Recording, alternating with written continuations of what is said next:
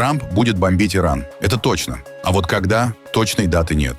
Президент США несколько раз повторил это в интервью на борту номер 1. Иран надеется избежать войны и заключает тайные соглашения с Китаем. Еще одна сенсация. Трамп готов нарушить закон США о помощи Тайваню и отказаться от обещаний, данных еще Рональдом Рейганом. Все из-за угроз Си Цзиньпиня.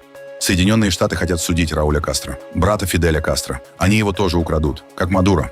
Перемирие Израиля и Ливана при посредничестве Вашингтона. Даже Хезболла согласна. А в секторе Газа Цахал тем временем ликвидировал очередного главаря Хамас. Зеленский предупреждает, Россия готовит нападение из Беларуси на страны НАТО. Евросоюз организовал трибунал для Путина. В Рязани беспилотники прилетели по нефтеперерабатывающему заводу. И только участники Каннского кинофестиваля живут в другом мире и обсуждают, как молодо выглядит ровесник Си Цзиньпина Джон Траволта. А теперь об этом подробно и по делу. Это один день. Подпишитесь, поставьте лайк этому видео и оставьте свой комментарий. Заранее спасибо и начинаем.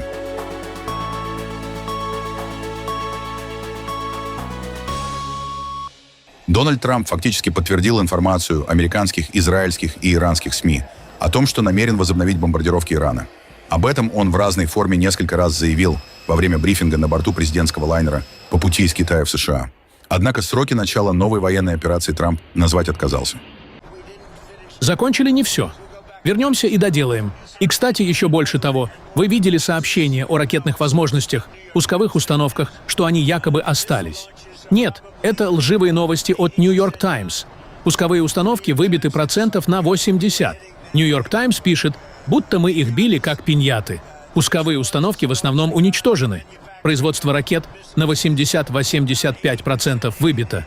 И мы знаем, где остальное. Так что если зайдем, это вынесем в первую очередь.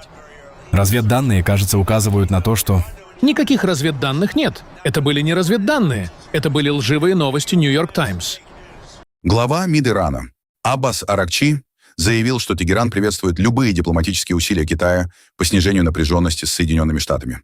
На встрече министров иностранных дел БРИКС в Нью-Дели он подчеркнул, Иран рассчитывает на поддержку Пекина в условиях продолжающегося кризиса вокруг Ормузского пролива и переговорного тупика с Вашингтоном. Белый дом утверждает, что Китай выступает за свободное судоходство без военизации Ормузского пролива. Однако источники, близкие к спикеру иранского парламента Мохаммаду Багиру Галибафу, утверждают, что Пекин фактически признал право Ирана контролировать движение через пролив и уже согласовал особый режим прохода для китайских судов. За последние 2 суток через Ормуз под иранскими разрешениями прошли более 10 китайских танкеров. Параллельно Китай остается крупнейшим покупателем иранской нефти, несмотря на американские санкции. Аракчи также признал, что посреднические усилия Пакистана пока не дали результата, обвинив в срыве переговоров Вашингтон. Суда простаивают в районе Ормузского пролива, поскольку Соединенные Штаты и Иран не могут достичь соглашения и ослабить контроль Тегерана над Ормузским проливом. По данным источников, знакомых с ситуацией, в последние дни Иран, похоже, укрепил свой контроль над Ормузским проливом, заключив соглашение с Ираком и Пакистаном о поставках нефти и сжиженного природного газа из региона. Иранские официальные лица дали понять, что рассматривают этот контроль как долгосрочную стратегическую цель. Представитель армии заявил, что надзор за водным путем может приносить доход, вдвое превышающий доходы Ирана от нефти, и одновременно укреплять его внешнеполитическое влияние. Тем временем в районе Ормузского пролива фиксируется резкая эскалация. У берегов ОАЭ захвачено стоявшее на якоре судно, которое, по данным британского центра морских операций, было уведено в сторону иранских вод. Одновременно у береговой линии Оманского залива после атаки загорелось и затонуло грузовое судно под флагом Индии. Экипаж был эвакуирован, точный организатор нападения не установлен. Лондонский центр морских операций и военной структуры фиксирует рост числа инцидентов против коммерческого судоходства в зоне пролива, включая захваты судов и их перемещение в сторону иранской акватории. Параллельно усиливается риск для танкерных перевозок через ключевой мировой нефтяной маршрут, через который ранее проходило около 1/5 части глобальной торговли нефтью. Во время брифинга на борту номер 1 на обратном пути из Китая в США Дональд Трамп отказался ответить на вопрос, о чем именно они договаривались с Си Цзиньпином относительно Тайваня, и намерен ли Трамп выполнять обещания США, данные еще Рональдом Рейганом в отношении острова. Господин президент, по Тайваню вы сказали, что свяжетесь с президентом Тайваня. Но 6 гарантий 1982 года, которые дал президент Рейган, гласили, что США не будут консультироваться с Китаем по поставкам оружия Тайваню. Ну, то есть, похоже, что вы консультировались. Думаю, 1980-е — это далекая история. У вас было большое решение, но нет, я ничего об этом не говорил. Но, разумеется, он это поднял. Конечно, он это поднял. И что мне теперь сказать ему? Я не хочу с тобой это обсуждать, потому что у меня есть соглашение, подписанное в 1982-м? Нет, мы обсуждали и поставки оружия. Каков его запрос? Мы обсудили Тайвань, всю историю с поставками оружия. Очень детально, кстати. Решение буду принимать я. А каков его запрос? Слушайте, я думаю, последнее, что нам сейчас нужно, это война в 9,5 тысячах миль от нас. Последнее, что нам нужно. У нас все очень хорошо. Будут ли США защищать Тайвань, если до этого дойдет? Не хочу об этом говорить. Не скажу. Это знает только один человек. Знаете кто? Я. Я единственный. Этот вопрос мне сегодня задал президент Си. Я ответил. Я об этом не говорю. Тайвань ответил на заявление Дональда Трампа после его визита в Китай. В МИДе Китайской Республики подчеркнули, политика США в отношении Тайваня при Трампе осталась неизменной, а поставки американского оружия – это обязательство Вашингтона согласно закону о взаимоотношениях с Тайванем. Ранее Трамп заявил, что вскоре примет решение по новому пакету вооружений для Тайбэя. Что касается поставок американского оружия Тайваню, это не только обязательство США по обеспечению безопасности Тайваня, прямо закрепленное в законе об отношениях с Тайванем, но и элемент совместного сдерживания региональных угроз. Тайвань выражает благодарность президенту Трампу за его неизменную поддержку безопасности в Тайваньском проливе еще с первого президентского срока. Объем последнего объявленного пакета поставок вооружений стал рекордным. Тесное сотрудничество Тайваня и Соединенных Штатов всегда оставалось краеугольным камнем мира в Тайваньском проливе. В тайваньском внешнеполитическом ведомстве также обвинили Пекин в дестабилизации региона. Китайская республика является суверенным и независимым демократическим государством. Как всем известно, единственным источником нестабильности в регионе является военная угроза со стороны Китая. На фоне продолжающегося и значительного наращивания Китаем военной мощи, его стремления к глобальной проекции силы, а также постоянной активности самолетов и кораблей НОАК в районе Тайваньского пролива, различных операций серой зоны и военного давления, только эффективное совместное сдерживание Пекина. Нынешняя главная угроза региональному миру и стабильности может обеспечить мир и стабильность в регионе. Поэтому нашей важнейшей и единственной задачей остается сохранение статус-кво, поддержание способности к самообороне, защита свободы и демократии 23 миллионов жителей Тайваня, а также обеспечение того, чтобы безопасность и стабильность Тайваньского пролива не подвергались угрозе и подрыву. На фоне визита Дональда Трампа в Пекин китайская военная авиация неожиданно прекратила полеты возле Тайваня. Тайваньская Минобороны сообщила, за последние сутки в районе острова не зафиксировали ни одного китайского самолета, хотя 7 кораблей ВМС Кайнер продолжали находиться в акватории вокруг Тайваня. Для Тайбэя это необычная ситуация. В последние годы китайские истребители и разведывательная авиация практически ежедневно появляются вблизи острова. Пекин усилил военное давление после заявлений Си Цзиньпина о готовности добиться воссоединения с Тайванем, в том числе силовым путем. Тем временем Тайвань усиливает подготовку к возможному конфликту с Китаем и выводит на службу последние корабли нового поколения, способные не только патрулировать воды вокруг острова, но и нести противокорабельные ракеты в случае войны. В порту Гаосюна представили 12-й и последний катер класса Анпинг. Дунган. Это высокоскоростные малозаметные катамараны, созданные на базе ударных ракетных кораблей типа Туочанг, которые тайваньские военные называют «убийцами авианосцев». В мирное время суда используются береговой охраной, однако конструкция предусматривает быструю установку противокорабельных ракет и интеграцию в систему военно-морской обороны Тайваня. Судно CG-615, которому сегодня присваивается имя, было разработано именно в ответ на требования нашего времени. В обычных условиях оно оснащено отличной маневренностью, высокой мореходностью и современным оборудованием для правоохранительных задач, что позволяет обеспечивать безопасность на море. Также оно предназначено для выполнения спасательных операций, оказания помощи и реагирования в чрезвычайных ситуациях. А в случае обострения ситуации, благодаря механизму перехода на военный режим, оно сможет быстро интегрироваться в общую систему обороны, войти в боевой порядок и стать важной силой морской линии обороны. В США рассматривают возможность уголовного преследования бывшего лидера Кубы Рауля Кастро. По данным американских СМИ, расследование связано с уничтожением в 1996 году 2 самолетов гуманитарной организации Brothers to the Rescue. Тогда кубинские истребители сбили воздушные суда над Карибским морем. Погибли 4 человека. Прокуратура Южного округа Флориды изучает возможность предъявления обвинений бывшим высокопоставленным кубинским чиновникам, включая 94-летнего Рауля Кастро. Дональд Трамп отказался напрямую комментировать возможное дело, заявив, что это должен делать Минюст.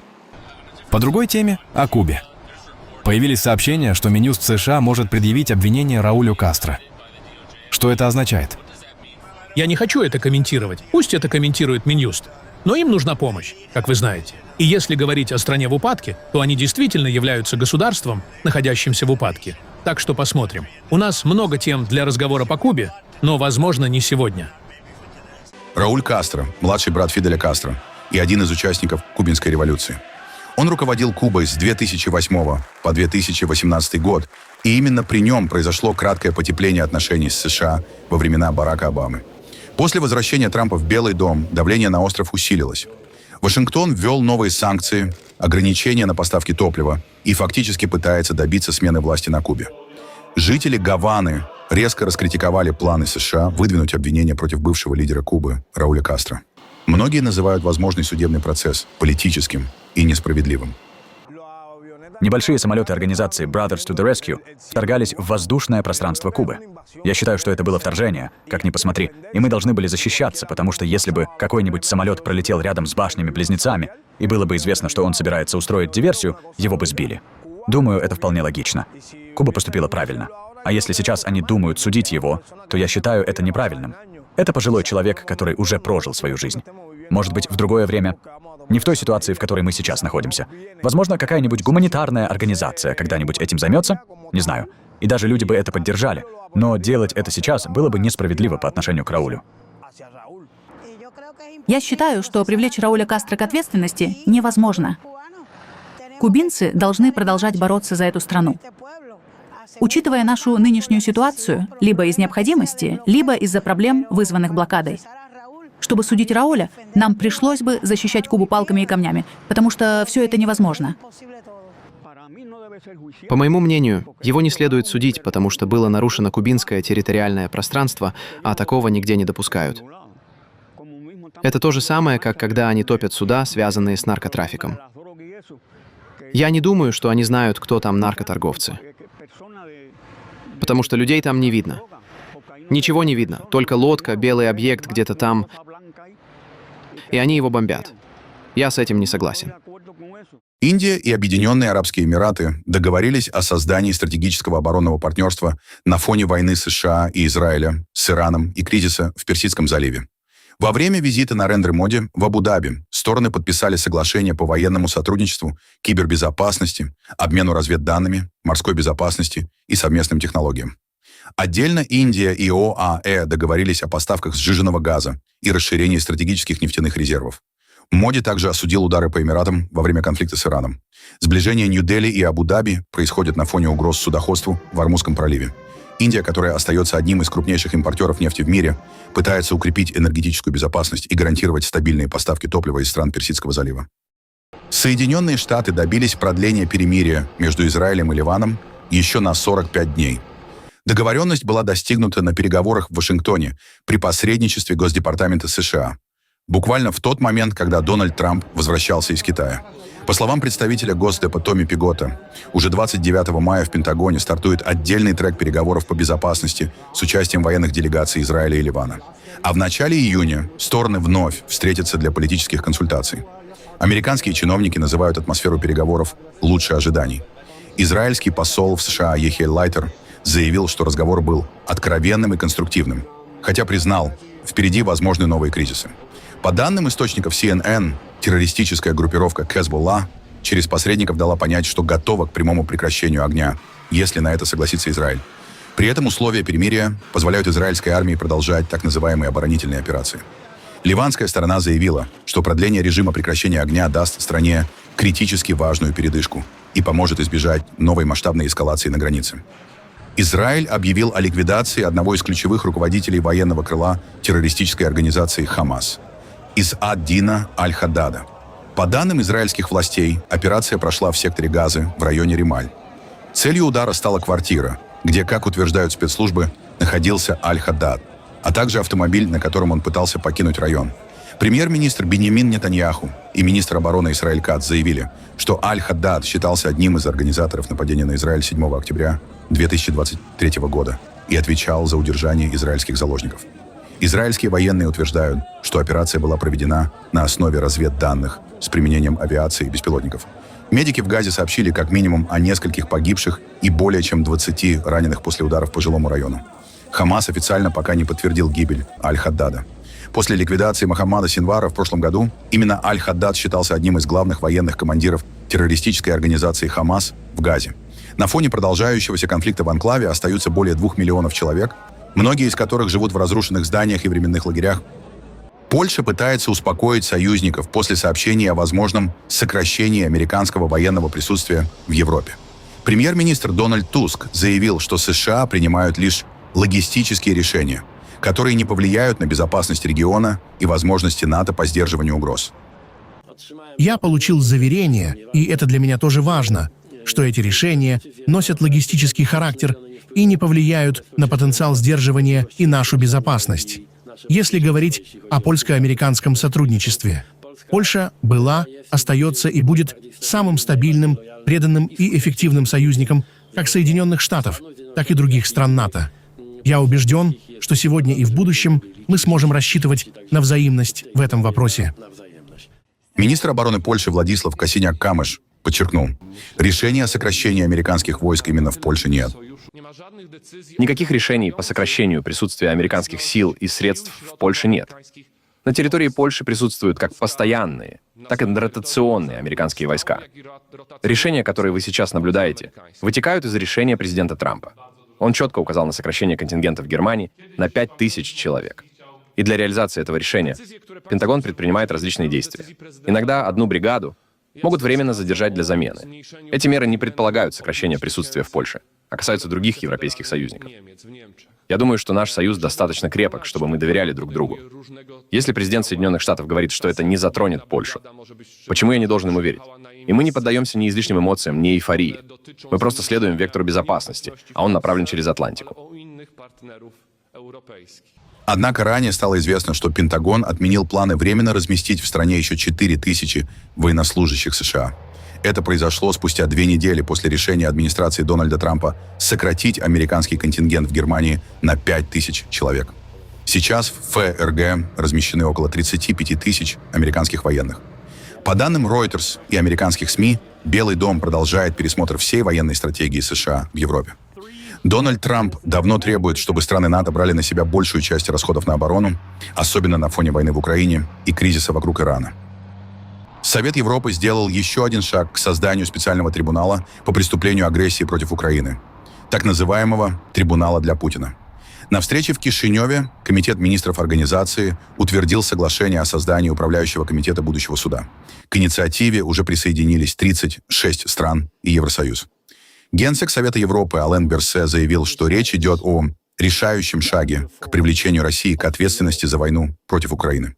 Теперь странам предстоит завершить национальные процедуры, после чего начнется формирование самого трибунала.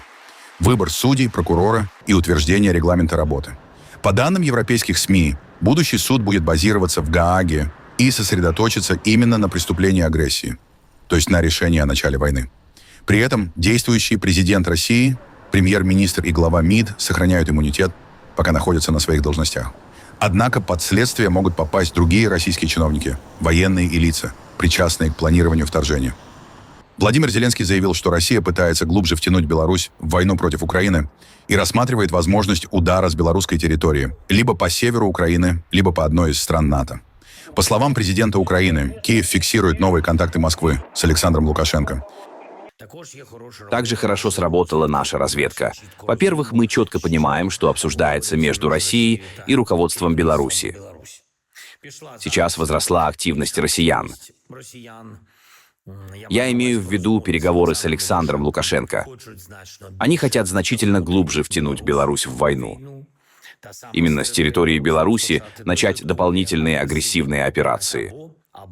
Либо против нашего Черниговско-Киевского направления, либо против одной из стран НАТО, которые граничат с Белоруссией. Черниговско-Киевское направление мы будем усиливать. Партнеры тоже знают, что происходит и к чему склоняют Беларусь. У нас есть и российские документы, в которых предлагаются цели для ударов по Киеву.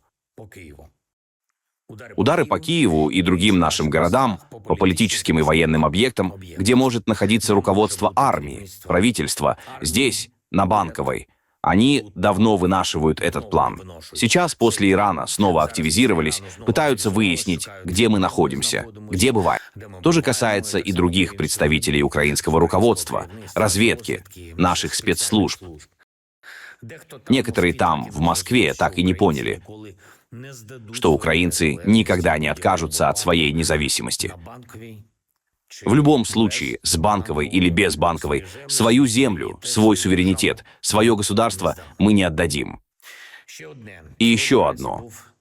Сегодня утром я был на том месте в Киеве, где россияне своей ракетой Х-101 уничтожили жилой дом. Фактически снесли подъезд, 9 этажей. Обломки ракеты нашли в подвале дома. Погибли 24 человека, среди них 3 детей. Обычные люди. Они просто находились у себя дома. Мы, конечно, выражаем соболезнования родным и близким погибших. Важно, чтобы мир не молчал о таких ударах. Важно, чтобы поддержка Украины сохранялась. Эта поддержка нужна не для того, чтобы мы забрали чужое, а для того, чтобы украинцы смогли защитить свое, свою свободу и свою жизнь. Разумеется, мы должны справедливо и чувствительно отвечать на все российские удары по нашим городам и селам. Я согласовал некоторые форматы ответных действий. Минувшей ночью враг уже увидел результаты, в частности, по их нефтяным и военным объектам. Операции продолжаются. В Киеве завершена поисково-спасательная операция после российского удара по Дарницкому району. Разбор завалов продолжался более 28 часов. По данным Государственной службы по чрезвычайным ситуациям и МВД Украины, число погибших выросло до 24 человек. Среди жертв 3 детей. Как сообщили в прокуратуре, погибли девочки 12, 15 и 17 лет. Еще 47 человек получили ранения, в том числе 2 детей. Из-под завалов удалось спасти 30 человек. Психологическую помощь получили почти 400 пострадавших и родственников. На месте продолжается вывоз обломков разрушенного жилого дома. Спасатели и тяжелая техника разбирают конструкции и расчищают территорию после удара.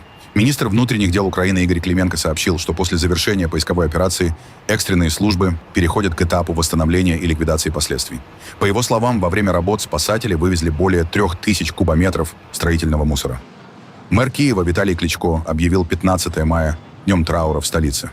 Украинские власти называют эту атаку одной из крупнейших воздушных атак на Киев с начала войны.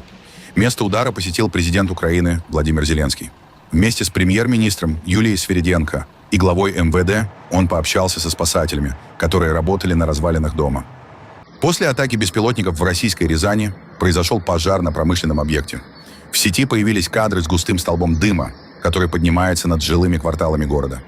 Российские власти заявили, что в результате атаки погибли 3 человека. Повреждены многоэтажные дома и инфраструктура предприятия. По словам губернатора Рязанской области Павла Малкова, удар был нанесен украинскими дронами. Тем временем силы беспилотных систем Украины сообщили о серии ударов по российским военным объектам. По данным украинской стороны, в городе Ейск был поражен самолет-амфибия Б-200 «Альтаир» и вертолет К-27. Также сообщается об ударах по системам противовоздушной обороны.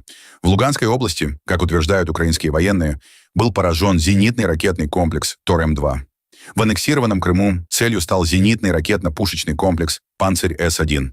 Кроме того, украинские подразделения заявили об ударе по сухогрузу с боекомплектом в Бердянске, а также по учебному центру и пункту временной дислокации российских военных в Луганской области. Россия и Украина провели очередной обмен пленными. Президент Украины Владимир Зеленский сообщил о возвращении из российского плена 205 украинских военных.